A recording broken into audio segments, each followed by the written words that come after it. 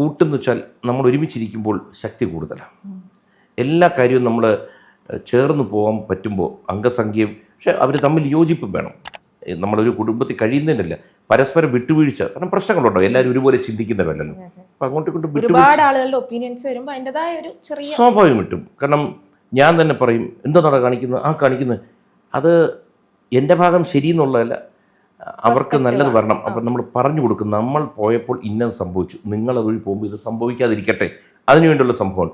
പക്ഷേ എന്തോ ഒരു ഭാഗ്യം എന്ന് വെച്ച് കഴിഞ്ഞാൽ മക്കൾക്ക് അവരുടേതായ അഭിപ്രായം ഉണ്ട്, അഭിപ്രായ സ്വാതന്ത്ര്യമുണ്ട്, പറയുകയും ചെയ്യാം.